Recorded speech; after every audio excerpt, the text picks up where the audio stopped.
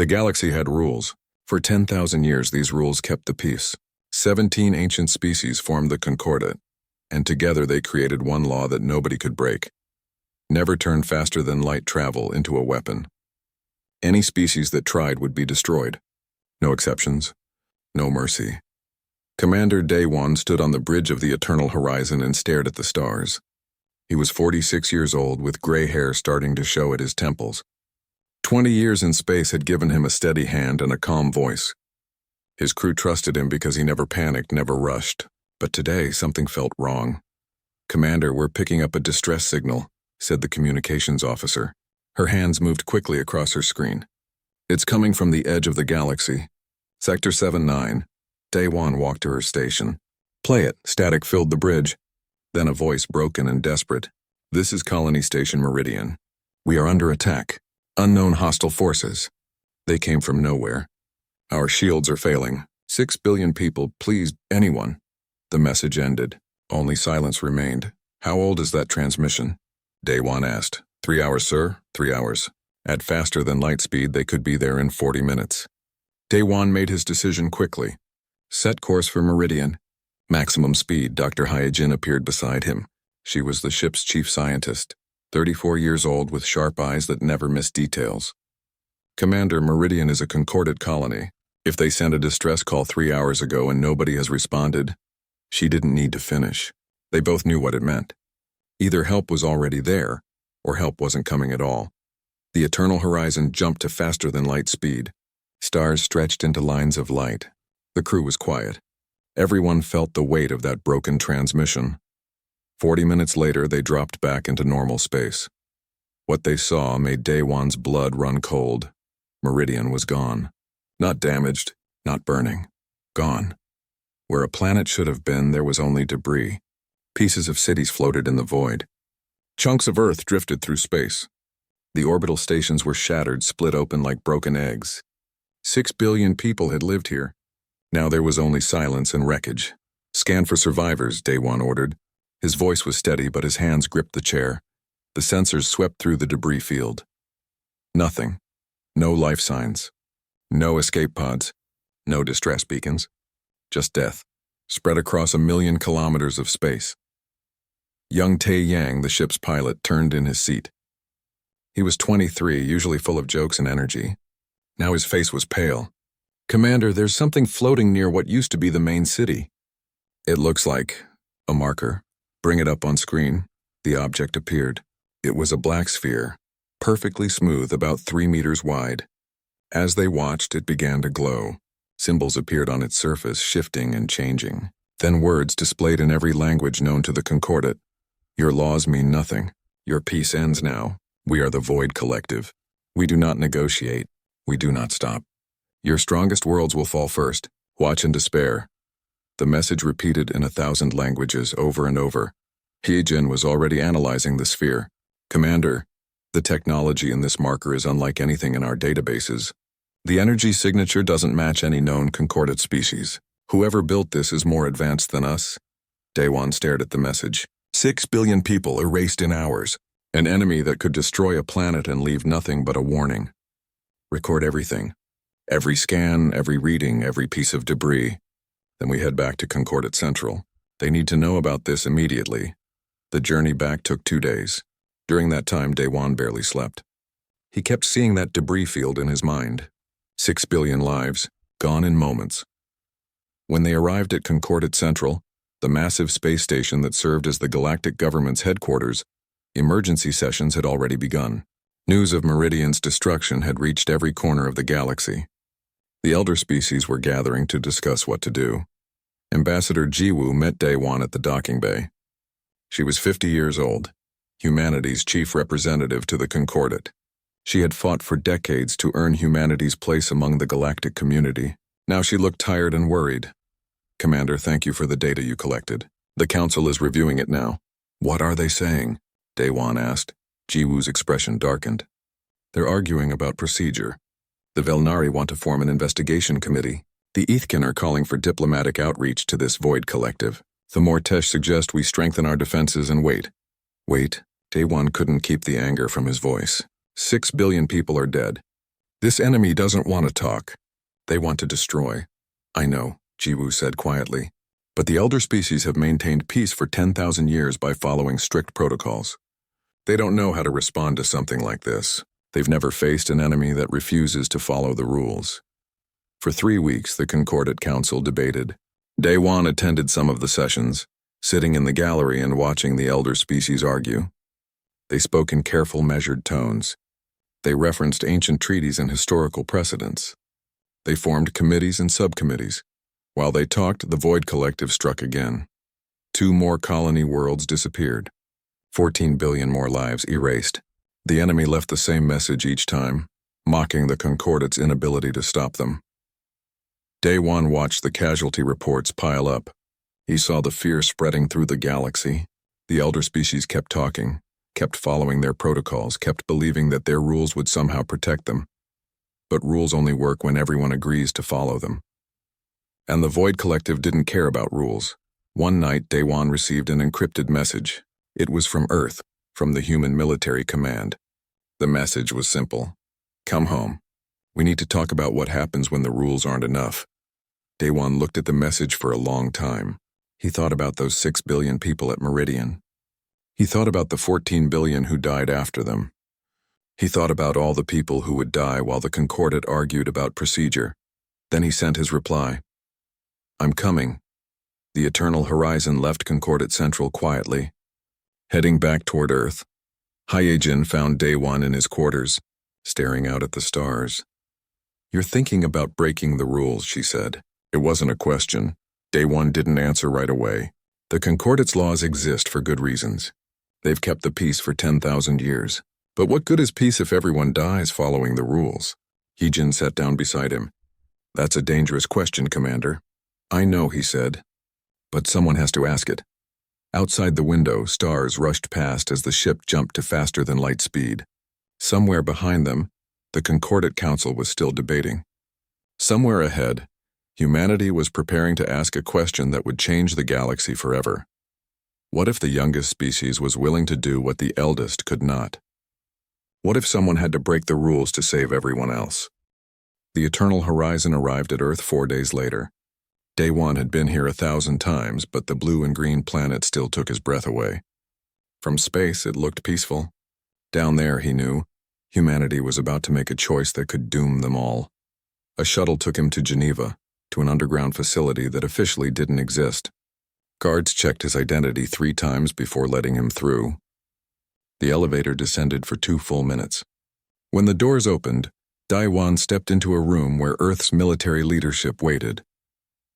General Wanshik sat at the head of the table. He was 60 years old, with scars from the colony wars before humanity joined the Concordate. Beside him sat Dr. Hyejin's mentor, Professor Kyung-soo, and 5 other people Daewon didn't recognize. Commander Daewon, Wanshik said. Thank you for coming. Please sit, Daewon sat. Sir, why am I here? Wanshik activated a holographic display. Images of destroyed worlds appeared, spinning slowly in the air. 3 weeks since Meridian. 5 more attacks since then. Total deaths, 38 billion. The Concordate Council has held 47 sessions. They've formed 12 committees. They've drafted 19 proposals, he paused. They've accomplished nothing. The elder species are trying their best, Daewon said carefully, are they? Professor Kyung-soo leaned forward. He was 70, with white hair and hands that trembled slightly. Commander, I've studied the Concordate for 30 years. They're brilliant. Their technology is centuries ahead of ours. Their culture is rich and complex. But they have one fatal weakness: they can't adapt. What do you mean? 10,000 years of peace made them comfortable.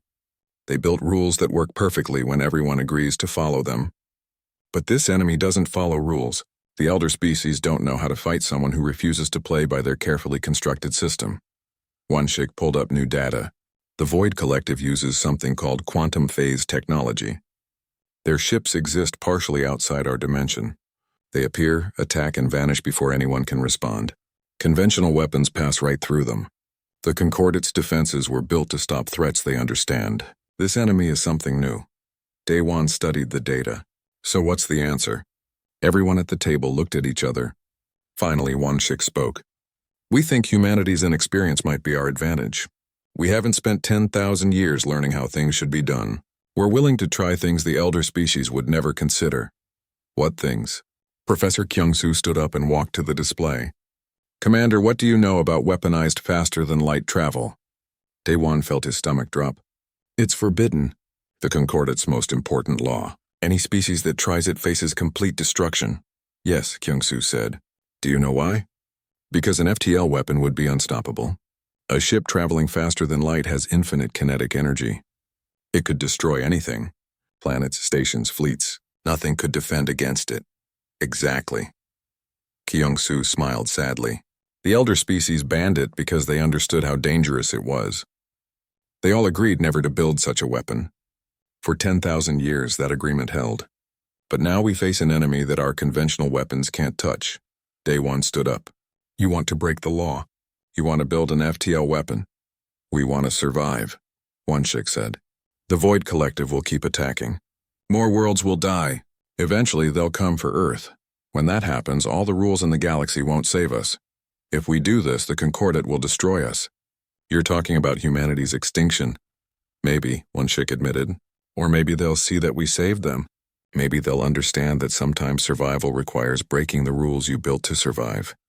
Daewon paced the room. He thought about Meridian. 6 billion people gone in hours. He thought about the 5 worlds destroyed since then. 38 billion dead while the Concordat argued about procedure. Even if I agreed, he said slowly, how would it work? You can't just crash a ship at FTL speeds. The navigation alone would be impossible. Dr. Heejin walked into the room. Daewon turned, surprised to see her here. Hello, Commander, she said. I've been working on that problem for 3 weeks. She activated her own display. Complex equations filled the air. The theory is simple. Take a ship and accelerate it to FTL speeds. At the target point, deliberately collapse the FTL field. The ship drops back into normal space while still carrying all that kinetic energy. It becomes a projectile moving at a significant fraction of light speed. The calculations must be incredibly precise, Daewon said. They are, but I've run the numbers 4,000 times. It works. One shot could destroy a ship, a station, or even punch through planetary defenses. And because the attacking ship is traveling at FTL speeds, the enemy won't see it coming until it's too late. Their quantum phase technology won't help them. The impact happens in normal space at the moment they're vulnerable. Daewon stared at the equations. This is a planet killer. One mistake and you could wipe out a world. Yes, Heejin said quietly. I know. I've spent 3 weeks thinking about nothing else. What we're building isn't just a weapon. It's the most destructive thing humanity has ever created. Then why build it? Because 38 billion people are dead, and the number keeps growing. Because the Concordat can't stop this enemy with their current weapons. Because someone has to try something different. She met his eyes. Because if we don't, everyone dies anyway. Wonshik stood. Commander Daewon, we're not ordering you to participate. This mission is voluntary, but we need a ship and a crew willing to test this weapon. If it works, we'll offer the technology to the Concordat. If it doesn't work, he shrugged.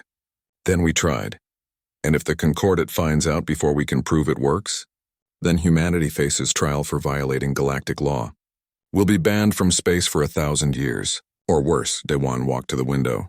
Below, deep underground, he could see scientists working. They were building something, welding and wiring and testing. They were building the weapon that would either save the galaxy or doom humanity. Who else knows about this? He asked. 50 people on Earth, that's all. The project is called Starbreak. Starbreak, Daewon repeated. He turned back to Wonshik. How long until the weapon is ready? 6 weeks. Maybe less if we push hard, 6 weeks. In that time, how many more worlds would die? How many more billions would the Void Collective kill? Daewon made his decision. I'll do it. The Eternal Horizon will test your weapon, but I need to tell my crew. They deserve to know what we're risking. Agreed, Wonshik said. Choose carefully. Anyone who knows about this becomes a traitor to the Concordat if we're discovered. Daewon returned to his ship. Most of the crew was on shore leave, enjoying their time on Earth. He called back only his senior officers. Heejin was already there, of course. Taeyang arrived last, curious about the emergency meeting. In his ready room, Daewon told them everything. He explained the project, the weapon, the risks. He didn't hide the danger. If they did this, they could never go back. When he finished, Taeyang was the first to speak. The young pilot looked angry. You kept this from us, from me? I'm not keeping it from you now, Daewon said. I'm giving you a choice. Stay and help us test this weapon or transfer to another ship. No shame in either decision. This isn't a standard military operation. This is treason against the Concordat. Tae-Yang stood and paced. The Concordat that's doing nothing while billions die? That Concordat? They're trying, Daewon said. The elder species just need more time to adapt. Time we don't have. Tae-Yang stopped pacing. I'm in. If we're going to break the rules, let's break them properly. The other officers agreed one by one. They all knew people who died at Meridian or the other destroyed worlds. They all watched the Concordat Council argue while the bodies piled up. Good, Daewon said. Then let's get to work. We have 6 weeks to turn our ship into something the galaxy has never seen. 6 weeks to build a weapon that could save everyone or doom us all. Outside, Earth turned slowly in space. Somewhere beyond it, the Void Collective was planning their next attack, and deep underground, humanity was building the weapon that would change everything. The rules were about to break. The only question was who would break first. The transformation of the Eternal Horizon took exactly 43 days.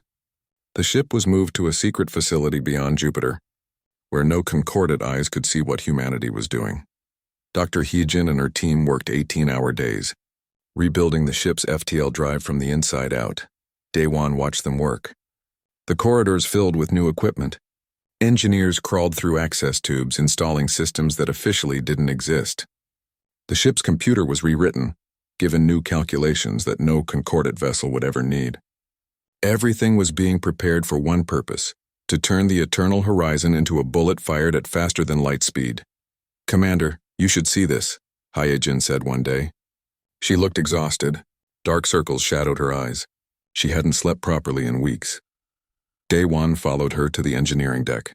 There, suspended in an electromagnetic field, was the ship's new FTL core. It glowed blue and white, pulsing like a heartbeat. It's beautiful, he said. It's terrifying, Heejin corrected. This core can generate 3 times the power of a standard FTL drive. When we activate it and then collapse the field, the energy release will be equivalent to a small star exploding. The ship will be traveling at 0.97 light speed when we drop back into normal space. 0.97, Daewon repeated. That's faster than any kinetic weapon in history. By a factor of 10,000. Heejin's hand shook slightly. Commander, I've run the calculations over and over. One direct hit from this weapon could crack a moon. It could shatter a space station. A fleet would be vaporized before they knew we were there. Can we control it? Can we aim it precisely? Tae-Yang has been practicing in the simulator. The targeting window is 3.2 seconds. We have to drop out of FTL at exactly the right moment, or we'll miss by thousands of kilometers. It requires perfect timing and perfect calculations. How many successful runs has Tae-Yang completed? Hyejin hesitated. In the simulator? 30% success rate. 30%? Daewon felt his stomach sink. That's not enough, I know. But the simulator can't fully replicate the actual stress of an FTL collapse. We won't know if it works until we test it for real. The test was scheduled for 3 days later. They chose an uninhabited system, far from any Concordat worlds. There was nothing there but rocks and ice, perfect for seeing what the weapon could do. The night before the test, Daewon couldn't sleep. He walked the ship's corridors, checking systems and talking to crew members. Everyone was nervous. They all knew what tomorrow meant. If the test failed, weeks of work would be wasted. If it succeeded, they would have created the most dangerous weapon in galactic history. He found Tae-Yang in the pilot's chair, running the simulation again. Can't sleep either? Daewon asked. The young pilot jumped. Commander, I was just practicing. What's your success rate now? 35%. Tae-Yang rubbed his eyes. The timing is so precise. 1/10 of a second too early or too late and we miss completely. The computer can help with the calculations, but the final decision has to be mine. I have to feel when to collapse the field. You'll do fine, Daewon said. How do you know? Because I've seen you pilot through asteroid fields at full speed. I've watched you dock this ship in conditions that would make senior pilots sweat. You have instincts most pilots never develop. Tae-Yang managed a small smile. Thanks, Commander. But this is different. If I make a mistake in an asteroid field, maybe I dent the hull. If I make a mistake tomorrow, we waste the only shot we have. Then don't make a mistake. The next morning, the Eternal Horizon jumped to the test system. The crew was quiet, focused. Everyone knew their role. Heejin monitored the FTL core. Taeyang sat at the pilot station, hands steady on the controls. Daewon stood in the center of the bridge watching everything. Their target was a large asteroid roughly 2 kilometers across. It drifted alone in space, marked by a beacon they'd planted the day before. "All systems ready?" Heejin reported. "FTL core charging. Taeyang, begin your approach," Daewon ordered. The ship turned, lining up with the asteroid. It was 50,000 kilometers away, impossibly far for a normal weapon. For what they were about to do, it was point-blank range. "FTL core at full power," Hyejin said. "Ready to jump on your command." Daewon took a breath. This was it. The moment that would define everything that came after. "Jump!" the universe bent. Stars stretched into lines. For 3 seconds, the eternal horizon existed in a space between spaces, moving faster than light itself. The ship screamed with stress. Metal groaned. Systems pushed beyond their design limits. Taeyang watched his instruments counting down in his head. 3 seconds. 2.5. 2. His fingers hovered over the controls. Every instinct he had was screaming at him to press the button. Not yet. Not yet now. He collapsed the FTL field. Reality snapped back like a broken rubber band. The eternal horizon dropped into normal space, still carrying all the kinetic energy of FTL travel. The ship shook violently. Alarms blared. Emergency systems kicked in, trying to bleed off the excess energy before it tore the ship apart. The asteroid was directly ahead, growing larger in the view screen.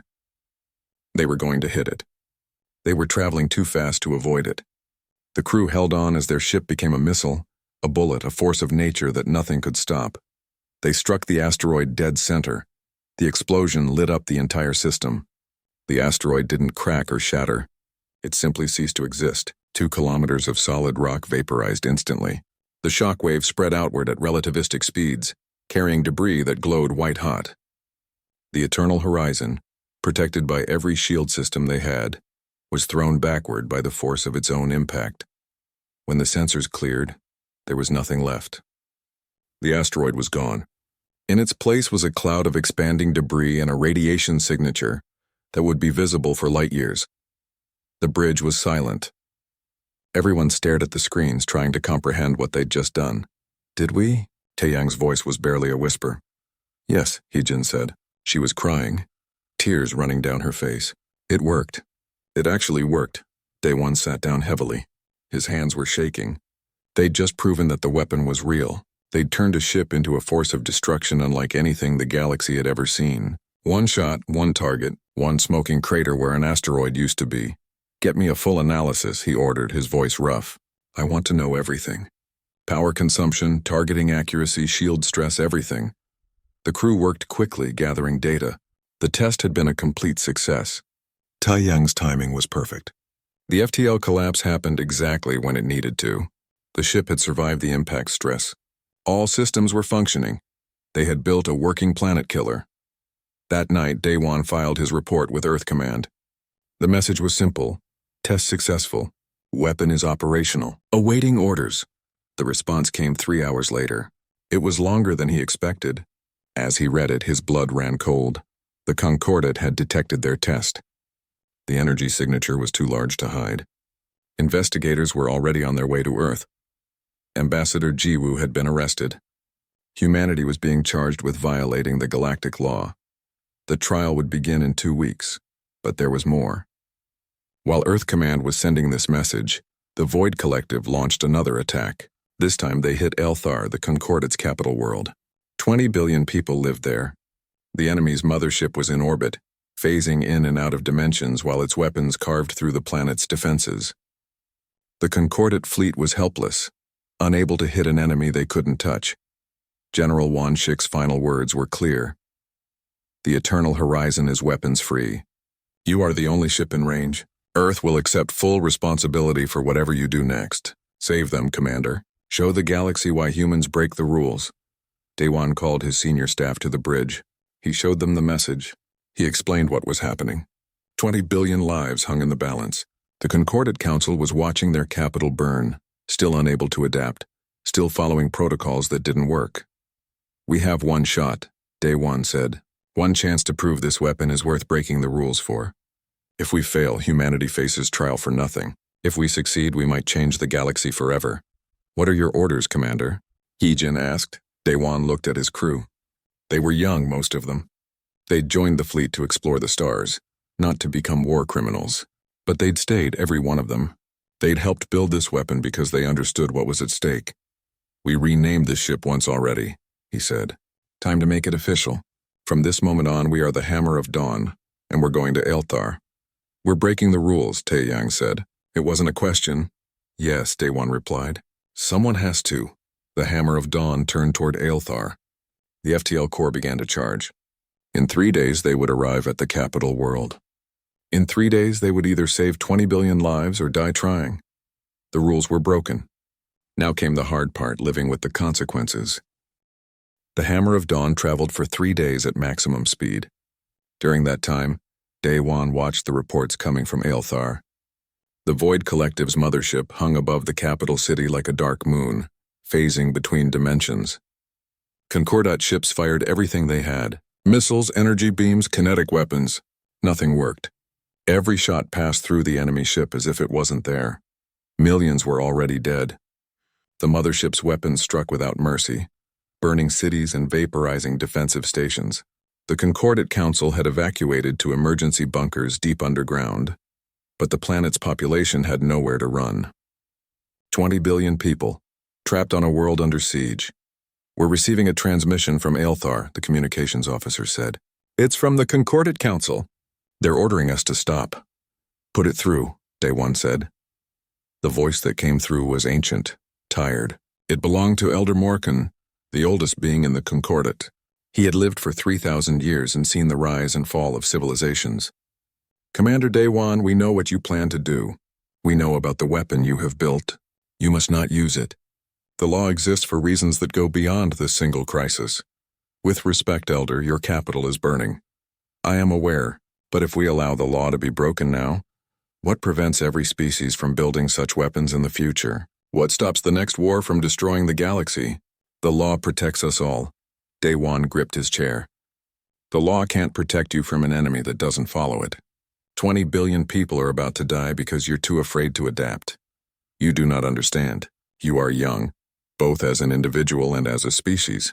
There are consequences to weaponizing FTL technology that you cannot imagine. Please, Commander, turn back. Let us handle this our way. Your way isn't working, Daewon said quietly. I'm sorry, Elder, but someone has to try something different. He closed the channel. The bridge was silent. Everyone heard the desperation in the Elder's voice. They all knew that what they were about to do would change everything. There would be no going back. Sir, we're approaching Aelthar, Taeyang reported. Estimated arrival in 40 minutes. Heejin, status of the FTL Corps? Charged and ready. All systems are functioning perfectly. She paused. Commander, once we start the jump, we're committed. There's no way to abort. We either hit the target or we die trying. I know. Daewon stood and walked through the ship. He visited engineering, where technicians monitored the core that would soon tear reality apart. He stopped by the crew quarters, where off-duty personnel were writing messages to their families. Everyone knew this might be a one-way trip. If the weapon worked, they'd be heroes. If it failed, they'd be dead. In his own quarters, Daewon recorded a message for his daughter. She was 15, living on Earth with her mother. He told her he loved her. He told her he was sorry for all the birthdays he'd missed while exploring the stars. He told her that sometimes being a good person meant making hard choices. He didn't send the message. Not yet. Maybe he'd get the chance to tell her in person. The Hammer of Dawn dropped out of FTL at the edge of the Aelthar system. Immediately, they saw the mothership. It was massive, easily 5 kilometers long. Dark energy crackled around its hull. As they watched, it phased partially out of normal space, becoming translucent, ghostly. A moment later, it fired. A beam of purple light struck one of Aelthar's moons, and the entire satellite cracked in half. There's our target, Daewon said. Taeyang, can you hit it? The young pilot studied his instruments. The mothership was in a stable orbit, but it kept phasing between dimensions. I need to time it perfectly. When it phases out, our weapon will pass right through it. I have to hit it during the moment it's solid in our dimension. How long do we have? Each phase cycle lasts about 8 seconds. It's solid for 3 of those seconds. I'll have one chance. If I miss, the weapon's energy will hit the planet. One chance. 3 seconds. Miss, and they'd kill millions of people themselves. Hyajin, what happens if we hit the planet? She didn't answer for a moment. At the speed we'll be traveling, the impact would cause an extinction-level event. Not immediately, but within months. The debris cloud would block out the sun. The shockwave would trigger volcanic eruptions. It would be the end of Aelthar. No pressure then. Daewon opened a channel to the Concordat fleet. This is Commander Daewon of the human vessel Hammer of Dawn. Clear the space around the enemy mothership. We're about to do something you've never seen before. The Concordat ships pulled back, confused but obedient. They created a clear corridor between the Hammer of Dawn and its target.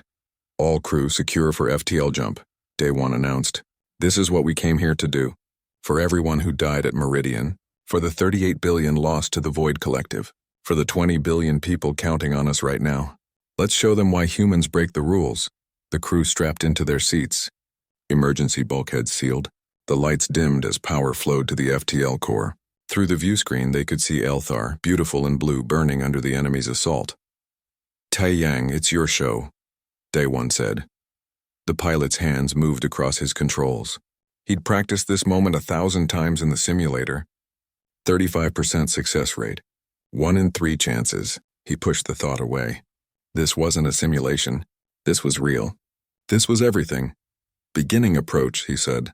FTL core at full power. Jump in 3, 2, 1. The universe broke. The Hammer of Dawn accelerated to faster than light speed. For exactly 3 seconds, the ship existed in a place where physics bent and reality screamed. The stress was enormous. Metal groaned. Systems overloaded and shut down. Emergency power kicked in. The crew held on, their bodies pressed into their seats by forces that shouldn't exist. Taeyang counted down in his head. He watched the mothership ahead, watched it phase in and out of normal space. He had to time this perfectly.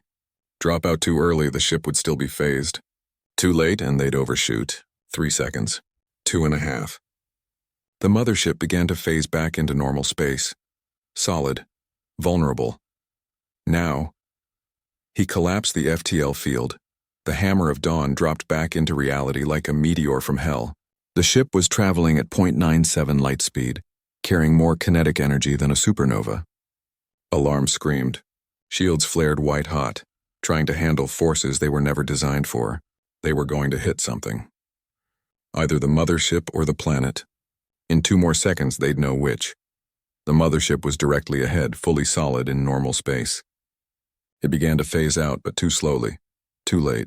The Void Collective crew finally realized something was coming, but they had no time to react. The Hammer of Dawn struck the mothership dead center. There was no explosion. No fireball. No dramatic blast. The mothership simply ceased to exist. 5 kilometers of advanced technology, gone in an instant, vaporized by a ship moving faster than thought itself.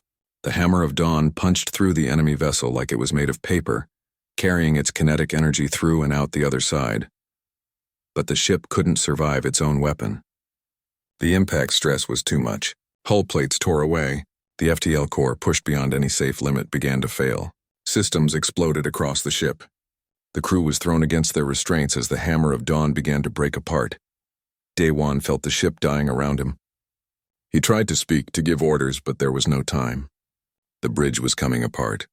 Metal shrieked. Sparks flew from destroyed consoles. Through the chaos, he saw Hyejin at her station, still working, still trying to save them. He saw Taeyang, hands locked on the controls, fighting to keep them from tumbling into the planet. He thought of his daughter. He hoped his message would reach her. Then the core exploded, and the Hammer of Dawn scattered into 1,000,000 pieces of cooling metal, drifting in the space where a hero ship used to be. On Aelthar, 20 billion people looked up at the sky. They saw the flash of the impact, brighter than their sun. They saw the Void Collective mothership disappear. They saw the debris cloud expanding outward, lit from within by dying fires. The enemy escort ships, caught in the shockwave, were vaporized. The assault on Aelthar ended instantly. After 3 days of terror, there was suddenly silence. In the underground bunker, the Concordat Council stared at their screens. They had just watched a human ship sacrifice itself to save them. They had watched humanity break the most sacred law in the galaxy, And they had watched it work. Elder Morkan sat down slowly. For 3,000 years he had believed in the rules. He had faith that the old ways would always prevail. Now, watching the debris field that used to be the Hammer of Dawn drift past their screens, he finally understood. Sometimes survival requires breaking the rules you built to survive. Send rescue ships, he said quietly. Search for survivors. But everyone in that room knew the truth. At .97 light speed, there were no survivors. The crew of the Hammer of Dawn had known this would be a one-way trip. They'd done it anyway. They'd broken the rules to save everyone else. The trial of humanity began 3 weeks after the Battle of Elthar. Ambassador Jiwoo stood before the Concordate Council, surrounded by representatives from every species in the galaxy. The chamber was ancient, carved from a single asteroid over 5,000 years ago. Today it was packed. Everyone wanted to see what would happen to the species that broke the most sacred law. The charges were read aloud. Humanity had weaponized faster than light travel. They had done so in secret, hiding their work from Concordate oversight. They had tested the weapon, then used it without authorization. The evidence was clear. The crime was undeniable. How does humanity plead? Elder Morkan asked from his seat at the center of the council. Jiwoo stood straight. She was 60 years old now, gray-haired and tired. She'd spent 3 weeks in a cell, thinking about what to say at this moment. Finally, she spoke. Guilty. We broke your law. We knew what we were doing, and we did it anyway. Murmurs filled the chamber. Some species demanded immediate punishment. Others argued for mercy. The debate raged for hours. Finally, a representative from the Kelvani stood. His people had lost a colony to the Void Collective. Ambassador Jiwoo, do you have anything to say in humanity's defense? Jiwoo looked around the chamber. I could talk about the 38 billion people who died before we acted. I could mention that your council held 93 sessions while the Void Collective kept attacking. I could point out that your fleet couldn't stop them, but we did. She paused. But I won't say those things because they sound like excuses. We broke your law. The question you need to answer is, why did we have to? You didn't have to, a Mortesh representative argued. You chose to. You were impatient. 20 billion people on Elthar would be dead if we'd waited any longer, Jiwoo replied. We weren't impatient. We were the only ones willing to try something new. The debate continued for 3 more days. Species argued about protocol, about precedent, about the dangers of allowing the law to be broken. But slowly the tone began to change. More and more representatives stood to speak not about punishment but about survival. On the 4th day, Elder Morkan raised his hand for silence. The ancient being looked across the chamber, his eyes tired but clear. For 10,000 years we have maintained peace through our laws. We built rules that protected everyone equally. We created a civilization where war became unnecessary, because everyone agreed to follow the same standards. He paused, but the Void Collective did not agree. They came from beyond our borders, and they did not care about our carefully constructed order. They proved that our laws only work when everyone follows them. He turned to Jiwoo. Ambassador, humanity committed a crime against the Concordate, but in doing so you saved us, not just the 20 billion on Elthar, all of us. Because you showed us something we had forgotten. Laws are tools for survival, not sacred texts. When the tools stop working, you must build new ones. What is the council's judgment? Jiwoo asked. Morkan looked at the other elders. They had debated this privately for days. Finally, they had reached a decision. Humanity is guilty of violating galactic law. However, the council recognizes that your actions were necessary for the survival of the Concordate. Therefore, we impose the following sentence. Humanity will become the keepers of the breaking point. Confused whispers filled the chamber. What does that mean? Jiwoo asked. It means humanity will be responsible for doing what others cannot. When our laws fail, when our protocols are insufficient, when an enemy refuses to follow the rules we built our civilization upon, humanity will act. You will maintain and deploy starbreak technology. You will be the ones who break the rules when breaking them is the only option left. That's not a punishment, someone in the chamber said. That's giving them power. It is both, Morkan replied. Humanity will be respected and feared. They will be called upon in our darkest hours. They will also live forever under scrutiny. One mistake, one misuse of this power, and the original punishment will be enforced. Humanity will be removed from space for 1,000 years. He looked directly at Jiwoo. Can your species handle this responsibility? Jiwoo thought about Commander Day 1, about Dr. Hyejin, about young Tae Yang and the 17 other crew members who died saving Aelthar. They had broken the rules knowing it might doom humanity. They had done it anyway because someone had to. Yes, she said. We can handle it. The judgment was passed. Humanity was guilty but forgiven. More than forgiven. They were given a role no species had ever held before. The Concordat rewrote their laws that day. FTL weaponization remained forbidden for every species except one. Humanity alone would carry the galaxy's most dangerous weapon. The ceremony was held on Earth in the same underground facility where Project Starbreak began. General Wan Shik stood with Ambassador Jiwoo as representatives from every Concordat species arrived to witness the formal transfer of responsibility. Dr. Hyejin's research was given to humanity's military. Her equations, her calculations, her terrible, beautiful weapon became the foundation of a new defense force. Ships were built specifically to serve as Starbreak vessels. Pilots trained in the precise timing required to turn a ship into a guided missile. Humanity became the Concordat's special weapon, held in reserve for when nothing else would work. But first, there was a funeral. On Earth, in a field outside Geneva, they built a memorial. 20 names were carved into black stone. Commander Day 1, Dr. Hyejin, Pilot Tae Yang, and the 17 crew members who died with them. Below the names were words that would be repeated across the galaxy for generations. They broke the rules so others could survive. They gave everything so everyone else could have tomorrow. The funeral was attended by thousands. Families came to say goodbye to children, parents, friends who became heroes. Concordat representatives stood quietly, paying respect to the crew that saved them.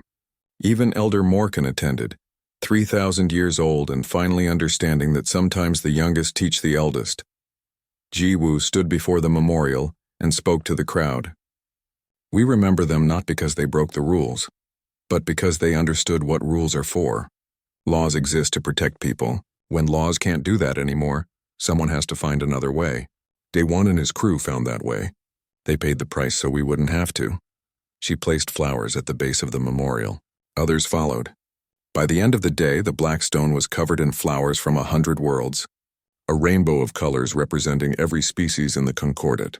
On Aelthar, the grateful capital world built their own monument. It showed a human figure breaking chains. The inscription read, "On this day, the youngest taught the eldest."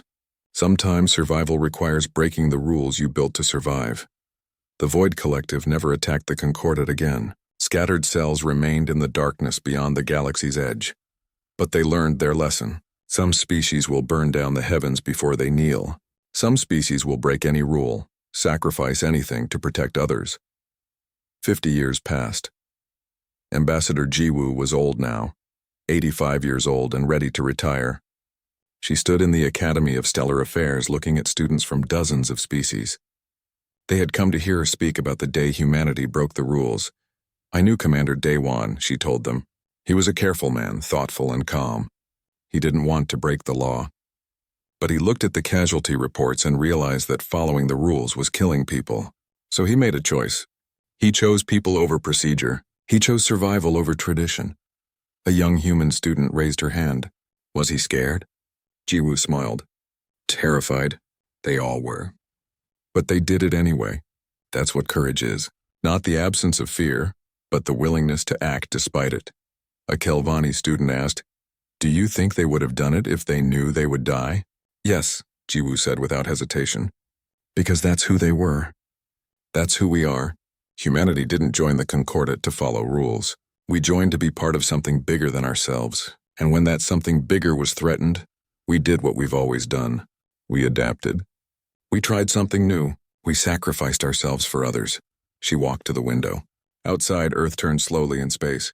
50 years since the Battle of Aelthar. 50 years of peace because the Void Collective and anyone else who might threaten the Concordat now knew. There was a species willing to break any rule to protect the innocent. The elder species spent 10,000 years building a perfect civilization. Jiwoo continued. Perfect laws, perfect order, perfect peace. But perfection is fragile. It breaks when faced with something unexpected. We humans are not perfect. We're messy and emotional and sometimes reckless, but we're also adaptable. We can change when we need to. We can break our own rules when keeping them would cost too much. She turned back to the students. The Concordat learned something important from us. Laws are not sacred. People are sacred. Civilization exists to protect life, not the other way around. When your rules stop protecting people, you need new rules. Or you need humans, a student joked. Jiwoo laughed. Or you need humans. Yes, we became the Concordat's breaking point. The species they call when nothing else works. It's a heavy responsibility, but it's also who we are. We don't back down. We don't give up. And we don't let good people die while we argue about procedure.